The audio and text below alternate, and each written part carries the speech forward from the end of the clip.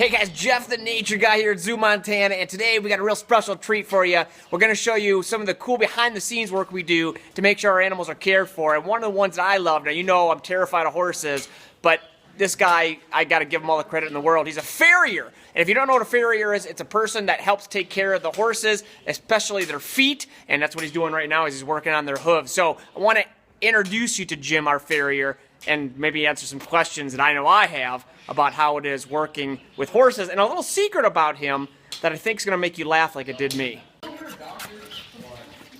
right, everybody, this is Jim the farrier. Say hey, Jim. Hey, how's it going? Good. So tell me a little bit of what you're doing right now. You're filing these hooves. Is that true? Yes, I'm just kind of getting them a little bit more refined. I use my hoof nippers to take off the bulk of it, and then after I get that all trimmed up, then I'll come through with my rasp and make things nice and pretty. So basically clipping their toenails. Yes. So why is this important for a horse to have this done?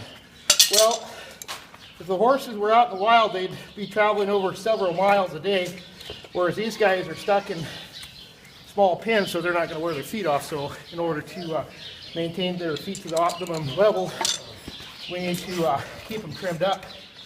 And this is probably something that's important for any horse owner to do, right? I mean, because exactly. in any situation, that's going to be a situation where, yeah, you got to take care of those feet. So tell me some other things that you do. Now I know you personally, you're also a blacksmith. Yes. Meaning you make a lot of work out of metal, so I assume you make horseshoes. Yes. Are horseshoes still something that are common? Do people use horseshoes? Oh, yeah, they're coming out with more and more different styles of horseshoe. They're probably urethane shoes, which are more flexible. So therefore they flex rather than the steel that has no flex to it. Huh. But they serve the same purpose. They're an anti-wear device. Because, like these guys, if they're worked like they used to be back in the early 1900s, they're put on miles and miles and miles a day, and their feet are just constantly wearing off. Now, some of them are fine, and then there's some that's not. Now, if you look at Goliath, his feet are worse than Jake's. Goliath has thinner feet, so his hoof walls are thinner. They're always breaking up.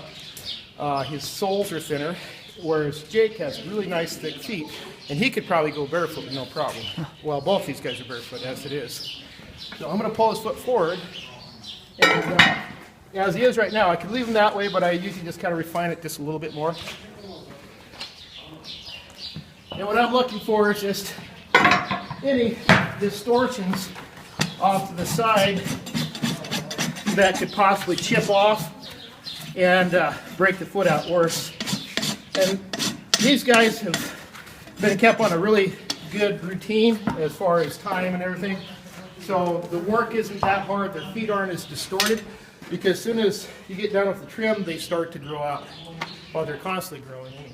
Well, and that's the thing that amazes me when I'm watching this, is how good the horse does for you. Is that pretty common for a horse to be this good? And just depends on the way they were started.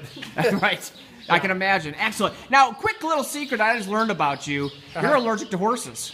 Well, yes. And this is your career. Yes. You're a brave man. Not only do you work with horses, but you're allergic to them, so I'm proud of you for that. Well, listen, all of us at ZooMontana, we love having you here. You've been a great asset to us here, and of course the horses love you. We appreciate it. And as always, guys, I'm Jeff the Nature Guy. We'll see you here at ZooMontana. See you guys.